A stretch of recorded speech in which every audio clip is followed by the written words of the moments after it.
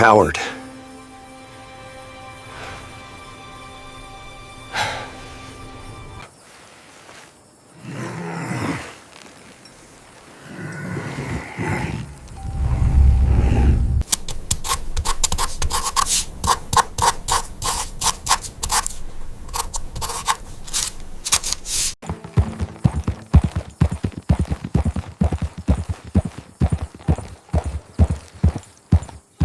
The crowd had gathered by the Dust Devil Gulch water trough that scorching afternoon, as if the spectacle of human suffering itself was worth the price of admission. Boots scraped against the red, alkali-dusted earth, each step raising puffs of grit that clung to sweating faces, while the low, ugly murmur of voices swelled louder than the restless sigh of wind through the canyons. Heat pressed down like a hammer, baking the wooden storefronts until they groaned, and at the center of it all, human cruelty prepared to write another stain into the history of that cursed place. Jasper the broker.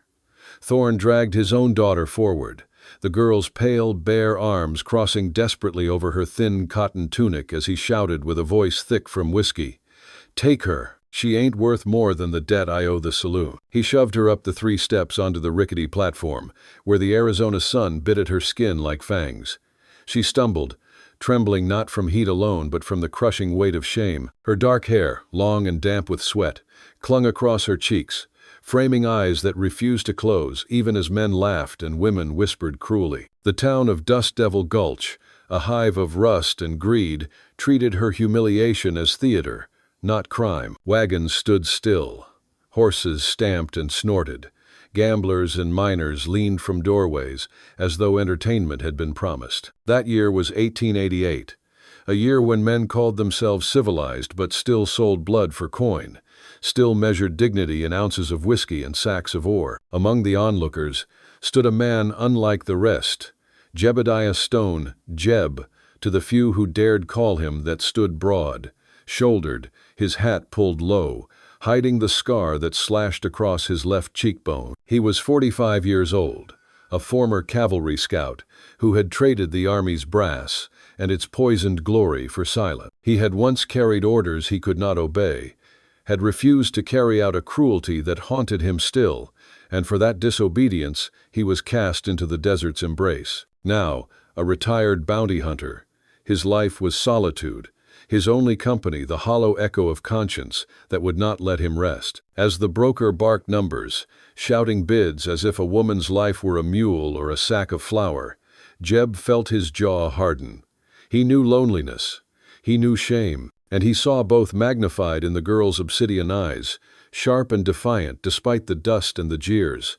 Her name was Ayanna, half Navajo, half immigrant blood. In Dust Devil Gulch, that meant she was neither white enough for respect nor native enough for belonging. To the town she was a blemish, an excuse for cruelty, a commodity. A tattered wool blanket, once hung at the rail of the platform, caught the wind and tumbled into the dirt. The crowd ignored it, too busy gorging themselves on her disgrace.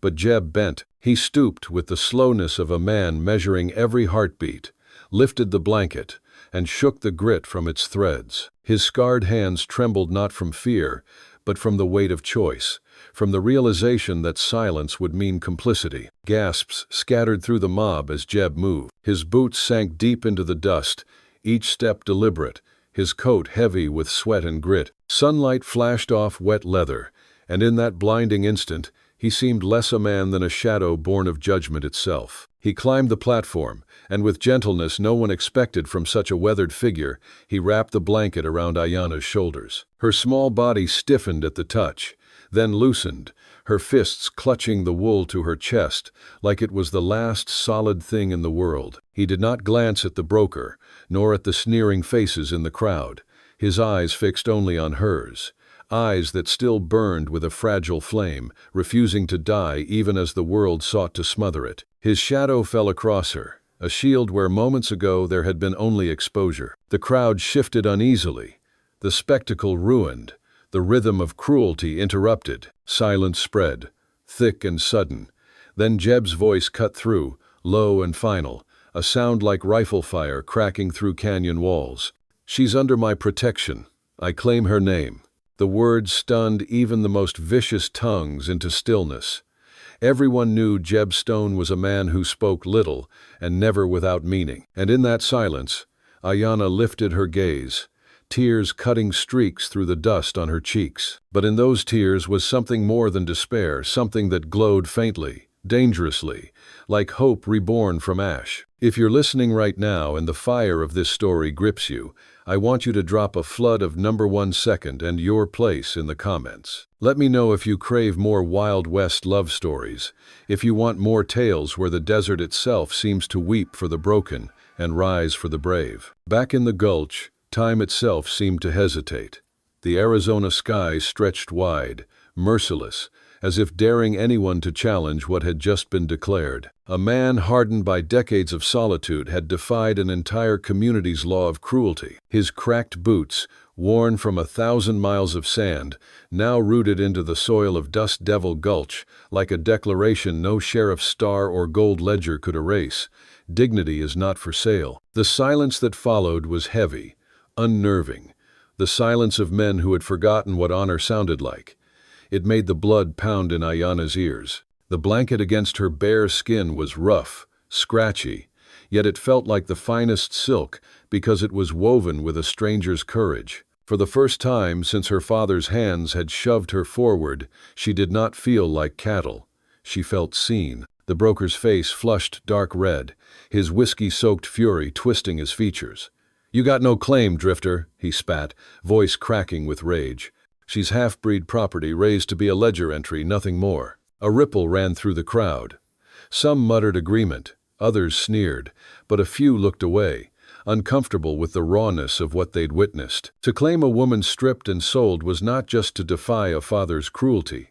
It was to spit in the face of every unspoken law that allowed the town to profit from humiliation. Jeb had not only stepped between a girl and her degradation, he had declared war on the order of things. Jeb ignored the outrage.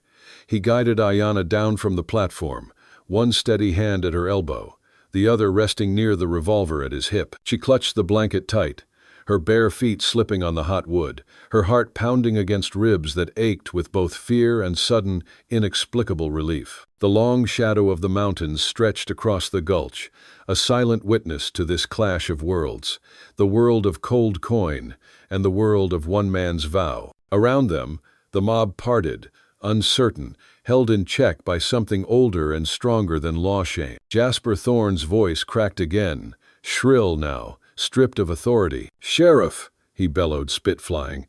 "Sheriff, you gonna let this bastard mock your blood?" And from the crowd stepped the lawman. The sheriff, star pinned bright on his chest, the glint cold as steel under the Sunday, his hand rested deliberate on the butt of his pistol. He was the broker's brother, bound not by law but by blood and debt, and his eyes narrowed at Jeb Stone like a man measuring the cost of honor against the profit of order. The crowd held its breath. Ayanna's knees nearly buckled as she gripped the blanket tighter, every nerve screaming that the world would punish this defiance, that a bullet might end the man who had just given her dignity back. But Jeb stood unmoving, the desert wind tugging at his coat, the heat pressing into his bones. His scarred face revealed no fear, only a resolve carved deep by years of regret. One truth thundered unspoken in that silence. He had chosen, he had claimed, and he would not let go. Thus ended not the danger but the beginning, an act of defiance that would summon storms fiercer than any blizzard or ambush he had endured alone. In that scorching gulch, under the unflinching sun of Arizona, the story of Jeb Stone and Ayanna began not in safety, but in a vow that would force them both to fight the world itself. The cold metal of the sheriff's badge glinted in the pitiless Arizona sunlight, a cruel, mocking reflection of justice. It flashed like a knife's edge, daring anyone to mistake law for mercy. Sheriff Samuel Thorne, slicker, younger, but cut from the same greedy cloth as his older brother Jasper, stepped into the dust circle that had formed in the street. His voice, smooth as polished whiskey yet dangerous as a rattlesnake coiled to strike, carried over the mob. "A claim must be honored, old man, even yours. But in Dust Devil Gulch, a claim is a contract, and a contract costs coin." "Oh," He gestured toward Jasper, who still sputtered red-faced with rage, his fists shaking at being robbed of profit. The sheriff's tone turned sharp as a whip crack. $500, Stone. Pay it, or face the consequences of interfering with legal, family business. The number fell into the air like an executioner's axe. $500. In a town where men bled out over a single coin at poker tables, where entire families starved for less than 100, the amount was impossible. It wasn't a price, it was a noose.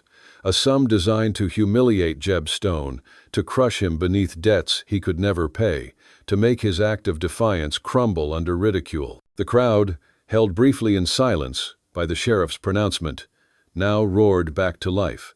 Jeers rose like a storm of locusts, mean and biting. "Pay up, drifter," one man shouted, his voice thick with tobacco spit. "Go back to your mountains, Grandpa," another cackled. "You ain't nothing but dust yourself." Len.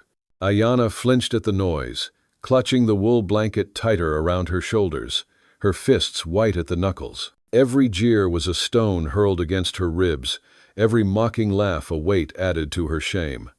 The whole town pressed down on her slender frame, crushing the fragile spark of dignity that Jeb had tried to restore. But Jeb did not flinch. He let his gaze sweep the mob, slow and cutting, as though memorizing each twisted face, each child clinging to a mother's skirt, each man sneering with whiskey pride. His stare finally landed on Sheriff Thorne, and when he spoke, his voice rasped low, steady, immovable, as desert rock carved by centuries of wind. "I'll not bargain for flesh. She is not property." The words fell flat and heavy, like stones dropped into a dry well. For an instant, silence pressed in again. Then the sheriff laughed. Short, brittle, ugly. The sound of dried twigs snapping under boot. "Then we'll bargain for your reputation, Stone." He tipped his hat back, the grin on his face cruel as a hangman's rope. "Or did you forget who I am? I know a few old writers who still remember a certain scout who couldn't stomach orders at the Apache massacre of '74. Orders are orders, but cowards run." The word landed with the weight of a bullet. Coward. Jeb's scar, the jagged mark slicing across his cheekbone, seemed to tighten, dragging the skin taut. His jaw clenched. A gasp rippled through the crowd. Shock, recognition, glee at a wound reopened. The sheriff hadn't just demanded money. He had torn open Jeb's deepest scar, exposed the marrow of guilt that had driven him into solitude. The truth he had hidden for decades was now shouted to the skies. 45 years of silence, 45 years of wandering, all born of that day, when orders came to slaughter women and children, and he alone had refused. He had walked away from the army, from honor, from camaraderie, marked as a deserter, branded a coward. He had lived alone ever since, punishing himself for a refusal that should have been noble but had instead become his curse. Ayanna's head snapped up. Her dark eyes, sharp as obsidian, widened with something that cut deeper than fear. She had heard the whispers before, the half-remembered tales told in Navajo camps of cavalry campaigns, of soldiers who came like locusts, burning homes, tearing families apart. Now those whispers were flesh before her. "He's right," she whispered, her voice trembling, raw with betrayal. She turned to Jeb, her gaze searing into him, cutting more than any insult. "The Wasichu, the cavalry. You were one of them, one of the men who drove my mother's people from the land, who burned the settlements." Her voice cracked, but she held his stare. She pulled the blanket higher, not out of modesty, but as armor, a desperate shield against the man who had saved her but now stood revealed as the very face of her people's pain. The words struck Jeb harder than the sheriff's insult. He met her gaze, his own eyes blue, weary, turbulent, steady but torn. He didn't deny it. Couldn't. "I was a soldier, Ayanna," he said quietly. His voice meant only for her, though all could hear. "But I am not a murderer. I left the day they ordered the slaughter. That scar on my face," he touched it briefly, the skin rough under his fingertips, "is the price I paid for turning back." It was a confession, a raw, unwilling, unburdening. He had acted on instinct to save her, but now the instinct had dragged out his deepest wound, forced him to stand naked before her judgment. The broker smelled blood and lunged. Jasper's voice bellowed above the crowd. "There it is, a deserter, a coward who betrayed his own flag, claiming he can protect what's mine. The law says his word is mud. Sell her to the highest bidder, Sheriff." The mob cheered, savage and hungry, the pressure pressing in on Jeb from every side. He was cornered, assailed by greed on the outside, haunted by conscience within, and pierced by the justified hurt of the woman he sought to shield. Jeb's hand, scarred and heavy, shifted from Ayana's shoulder to the worn grip of his Colt peacemaker. He didn't draw, but the gesture was thunder enough. He fixed his gaze on the sheriff, the heat carving harsh lines into his face. "My honor isn't paid for with coin, Thorne. It is paid with sacrifice, and I will pay whatever this town demands, but that debt will be paid in my way, not yours." He stepped forward, broad shoulders blocking Ayana from every angle. His voice rang steady, unwavering. "Set the price. A test of manhood, a duel, whatever cruel game you play. But know this, the minute I win, her freedom is absolute. You will never use her name for profit again." The courage in his words stilled the mob once more. They had expected surrender, or a drunken fight, or a pitiful scramble for coin. What they heard instead was a vow rooted in regret, in penance, in a kind of honor too old for their greedy tongues to comprehend. Sheriff Thorne's grin faltered for an instant. He saw it the way some of the crowd's eyes shifted, the faint ripple of respect blooming where ridicule had been. That could not be allowed. He needed escalation. He needed spectacle. So the sheriff spread his arms, voice booming. "Fine, Stone. You want to test your conviction? Then we'll test it not with money, but with the rock you stand on." The crowd leaned forward, confused, eager. The broker's smirk returned, oily and satisfied. Ayana's breath caught, the wool blanket scratching her throat as she clutched it tight. The sheriff's grin turned sharp as a blade. "Tomorrow high noon, you face me on this ground, drifter. One man standing keeps the claim. One man down buries his shame in the dust." The mob erupted, hungry for blood, for entertainment, for the cruel theater that defined Dust Devil Gulch. And in that roar, Jeb Stone stood silent, the storm raging around him. He had demanded a price, and the sheriff had set it. The desert itself seemed to hold its breath, waiting to see if a scarred, broken man could finally pay his debt in full. The ground beneath their boots felt less like earth and more like a jury box, each grain of red dust carrying the weight of judgment. Sheriff Samuel Thorne, his badge gleaming like a shard of false justice, raised one gloved hand and pointed toward the water trough, where the cracked, sun-scorched dirt met the dark, slick mud of the gulch. His voice rang out with a performative authority, smooth but venomous. "The test of the Ironwood log." The crowd hushed, then murmured in awe.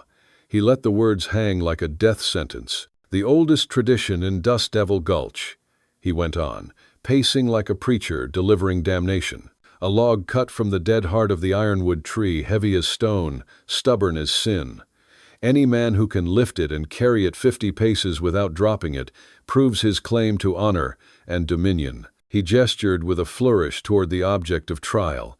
The log itself was enormous, a twisted, ancient trunk segment, blackened by years of sun and use. For decades it had lain half-buried near the blacksmith's shed, serving as an anvil, a chopping block, a monument to impossible weight. Its gnarled surface bore scars of hammer strikes and weather alike.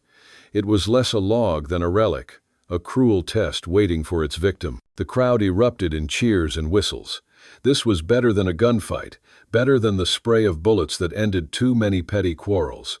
This was spectacle, a theater of sweat and agony, a test of raw, bone-crushing strength, a 45-year-old man pitted against a burden that had humbled men half his age. Ayana gasped. Her fingers dug deep into Jeb's arm, her nails biting through the rough fabric of his shirt beneath the blanket she clutched around her body. Her whisper carried desperation. "It's a trick, Jebediah. That log will split your spine. It's impossible." Her voice trembled, but it was not only fear for him. It was something else, something unexpected. A thread of genuine care had entered her tone, the first sign that her tribal distrust of him was faltering. She feared for him, not just for herself. and in that tender fracture of instinct, something shifted. Jeb turned slightly, his rough, scarred hand covering hers, pressing it with silent reassurance. His eyes never left the ironwood log. His gaze was steady, cold as the mountain stone that had sheltered him through years of exile. "Not impossible, Ayana," he said softly. "Just never yet done, for the right reason." The broker, Jasper Thorne, cackled like a hyena fattened on carrion. His hands rubbed together, greedy eyes dancing. "He'll break his back, and she'll still be mine. The law is the law, and no law favors fools." The sheriff stepped back, his grin spreading. "You fail, Stone. The girl's contract is sealed over to my brother by law, and you leave Dust Devil Gulch before sundown with nothing but your life and your failure. But if you succeed—" He paused for effect, letting the weight of his words fall on the crowd. "Then the debt is considered paid, and your claim to her protection is legally recognized by this town." The mob roared again. Some jeered, others nodded with grim respect. The condition was brutal, final, merciless. Jeb walked forward, shoulders square, boots dragging lines through the dust. He shrugged off his heavy trail coat, folded it carefully, and placed it into Ayana's trembling arms along with the blanket. She clutched them to her chest, staring at him as if memorizing his shape before the desert claimed him. The sun beat down on his bare leather vest, exposing muscles lean but roped with the sinew of a man who had wrestled with wilderness more than with men. His arms were corded, his skin bronzed from decades of sun, his back lined with scars of battles fought long before this one. He crouched before the log, spreading his fingers across the jagged bark. The roughness bit into his skin immediately, tearing at calluses, drawing pinpricks of blood. He dug his boots into the dirt, bracing. His breath came slow and steady, the sound of a man measuring life against death. The crowd fell into silence, anticipation thick as the heat that shimmered off the ground. Jeb exhaled, tightened his grip, and pulled. The log shifted, shuddered, groaned like a beast waking from slumber. Jeb's face twisted with strain, a guttural sound tearing from his chest as the log rose an inch, 2 inches, then slammed back into the dirt with a deafening thud. The ground shook, and the mob exploded in laughter. "Too old, Stone," one man jeered. "Your bones'll snap like kindling," another howled. Jeb spat into the dust, copper taste of blood in his mouth, grit grinding against his teeth.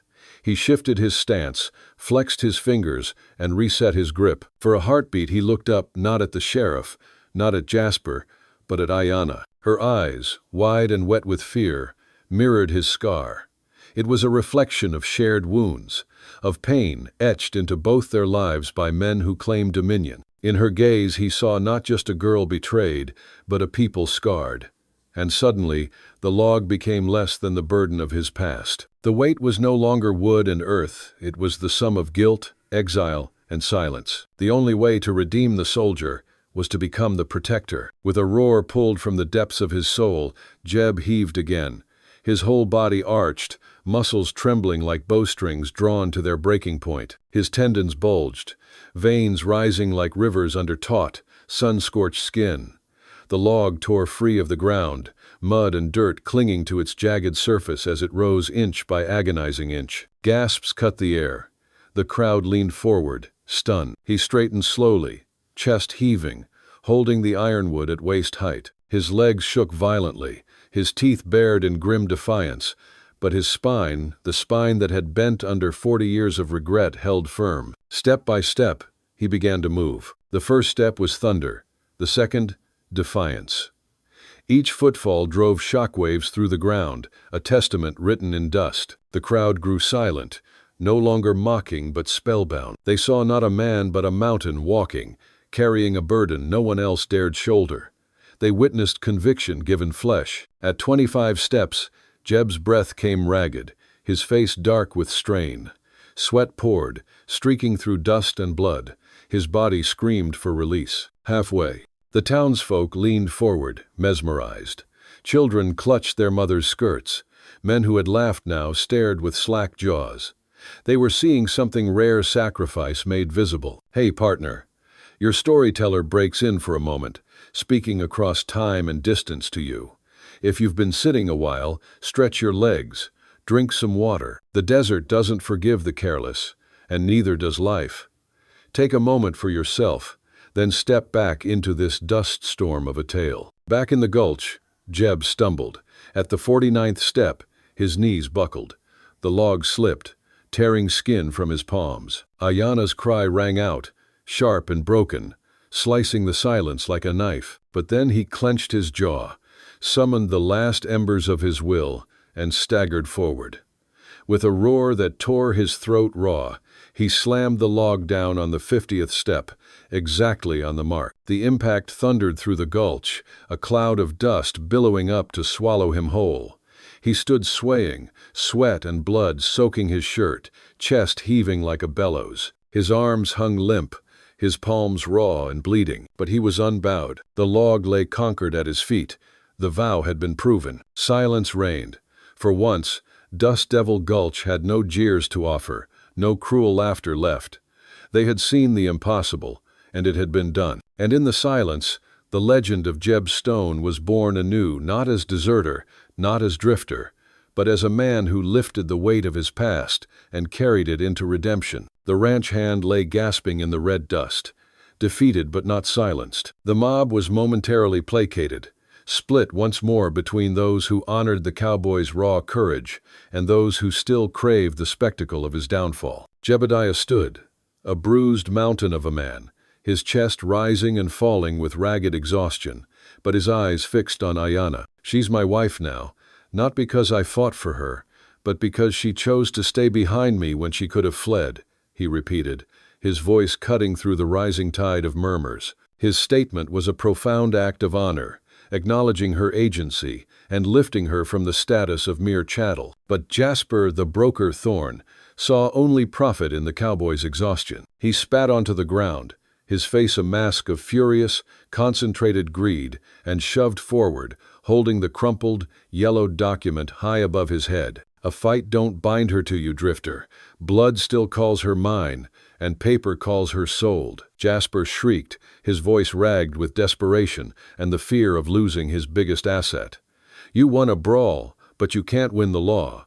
This is the binding contract, signed in Denver. Ayana is promised to the richest rancher in the territory, a man who will flay her alive for breaking contract.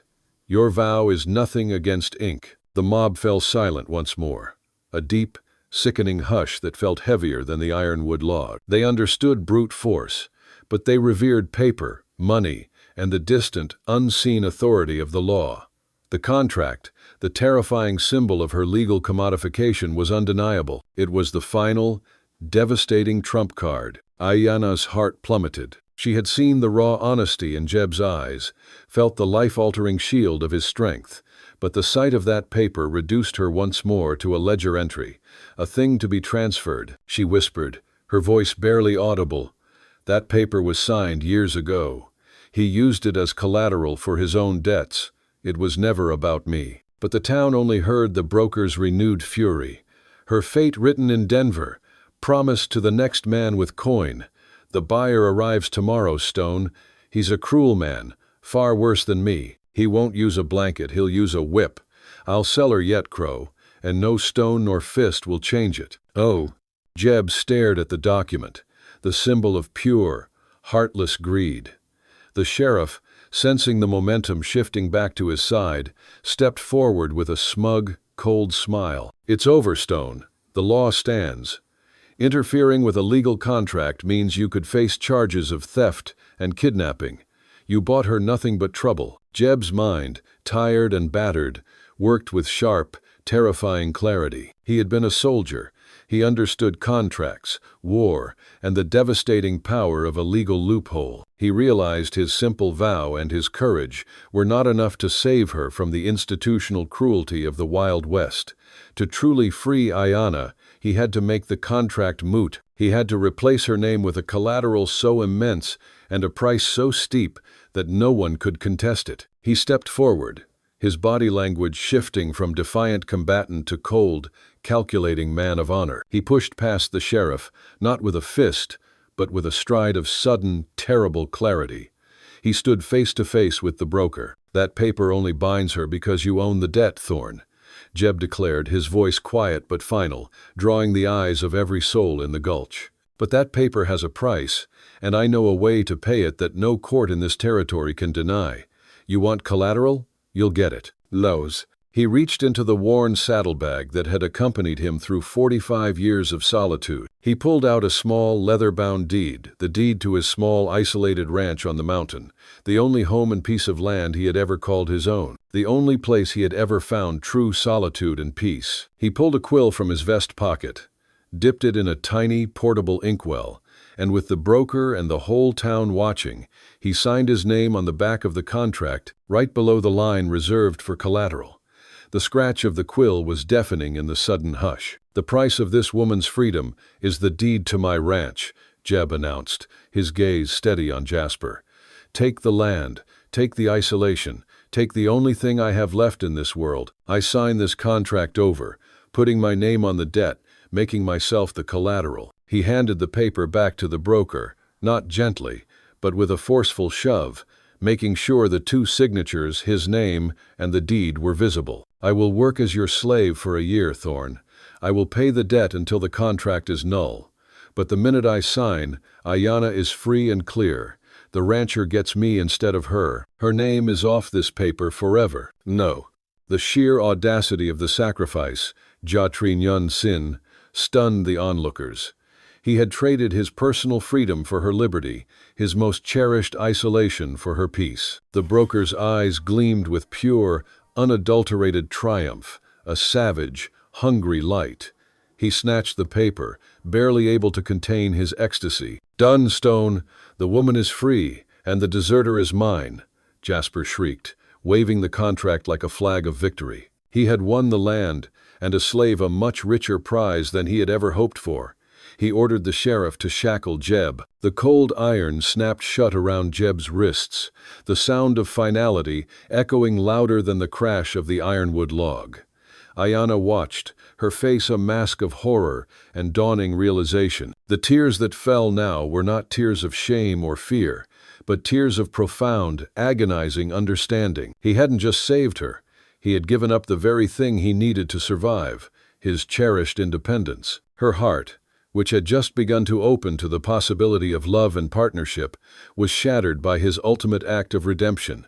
Nukokot Loy, K.H., Sir Chuok Loy. The cowboy had paid the debt of the past soldier, and the price was a year of bondage. The deepening bond, Part 4, Hung Dern Viet Trern Ai, Docs, was sealed, not with a kiss, but with a chain. "You'll never touch her again," Jeb said to the broker, his voice low, his shackled hands twitching, his expression a testament to the stoic commitment, Kam Suknam Ting Kodin, that defined him. His eyes, however, were fixed on Ayanna, communicating a single, non-verbal message: "Go, be free." The cold iron chains on Jebediah Stone's wrists were a crushing weight, heavier than the ironwood log, heavier than the 40 years of solitude. He stood shackled, his ranch gone, his freedom sacrificed.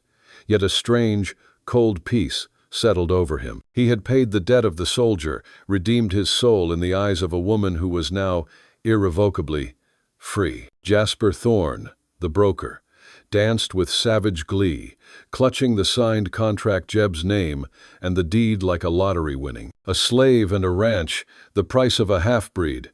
I always win, Stone. Now, you serve the debt. Ayanna, you are free to go, little bird, but remember who holds the life of your precious drifter." The town was silent, watching the exchange of one prisoner for another.